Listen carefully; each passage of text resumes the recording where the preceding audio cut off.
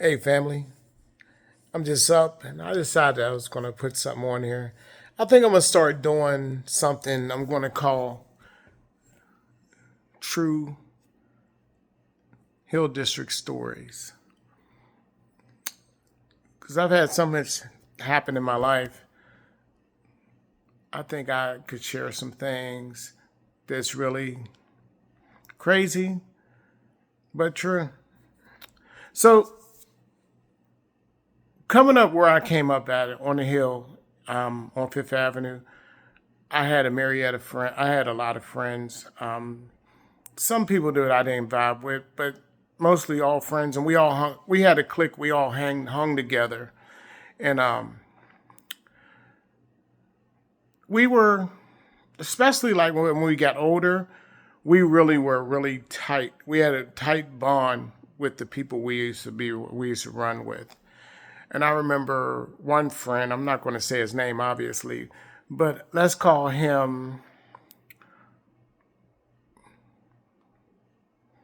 Dude. We'll call him Dude.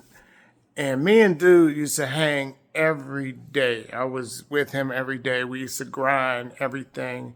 And we were really doing things, you know what I'm saying? We had a good relationship.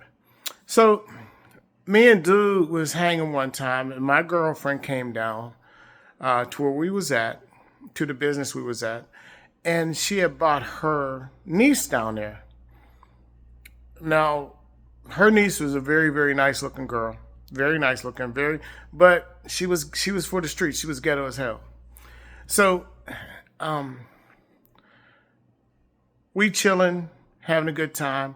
And Dude was a little bit older than me. So he was definitely older than the girl, right? So we chilling. And my girl who brought her niece down was like, she's like watching Dude and her niece, right? And me and my girl, we was tight. We was at that time we were as thick as thieves. We hung together all the time. We always was together. I mean, she was my icon. She was my Ike for real. So some time went past, and the girl and Dude started like really being tight, and we was like, what's going on with that? And like Dude was the kind of dude, he didn't let nobody in his circle, nobody. And he was taking her to his house. You did? So I'm really perplexed like that because I've only been to his house once. And we used to hang every day. And he took her to his house. So long story short, man, he calls me one time at 3 o'clock in the morning. I mean, it was late, man.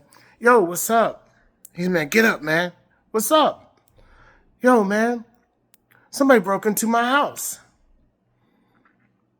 I said, what? He said, man, get your ass over here now. And I'm like, hold up. He didn't ever talk to me like that because he wasn't nobody's boss or nothing. We was partners. But he wanted me to come over. So I went over there, right? Somebody broke in his crib and took everything out of his crib. Everything. Everything of value out of his crib. And he was like, I don't know who did this. I don't know who could have did this. I said, dude, what about that girl? I ain't going to say her name. Long story short, she came in there with some dudes and ripped this whole place off, right? Now, he's thinking that me and my girlfriend had something to do with it. Meanwhile, this dude, I used to call this dude brother. That's how tight we were. He thought I had something to do with somebody breaking into his house. And I said, man, and we used to talk freely between each other, cuss each other out, everything, because we was boys. And he was like, I know you had something to do with it.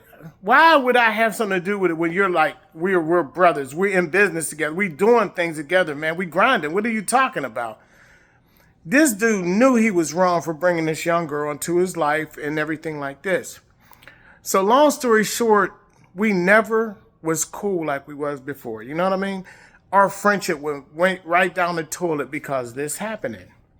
So long story short, we have a friendship, but we we ain't vibing like we used to. I mean, this dude has got something to say underneath his voice, and always got some. And he's looking at me weird and stuff, right? So if you know anything about me, I ain't about that life, nigga. If you got something to say it, or let's get busy or whatever you want to do. Let's do it. So one day I'm chilling down on this spot, right? And one of a mutual friend came up, and this dude that I'm close to, his whole family. This dude is like one of my brothers for real. And he said, "Yo, man, let me talk to you." And he pulled me to the side. He said, "You know, dude wanted to pay me to kill you." And I looked at him. I said, "What?" "Yeah, man. He was gonna pay me to kill you. You need to look out because he's got a problem with you." Thanks, man. I appreciate it. I'll never forget that either. And I never have. And to this day, if he sees this video, he'll know what I'm talking about.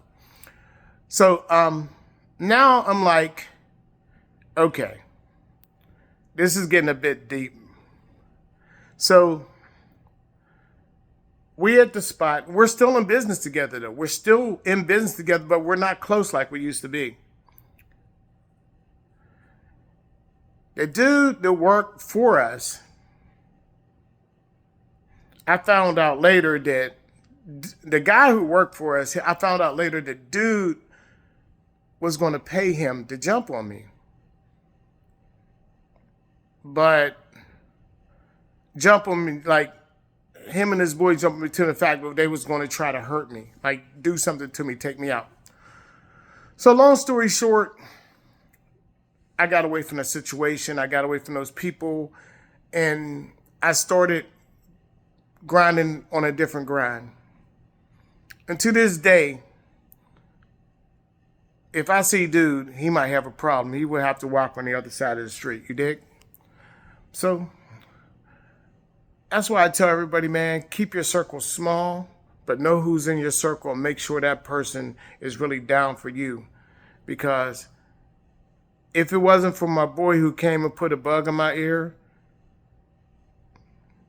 I wouldn't be here. I wouldn't be talking to you right now. True Hill District story, baby. I lived a long life, and I've lived a life that I'm blessed, but God has also been right on my side. Y'all take care. Peace.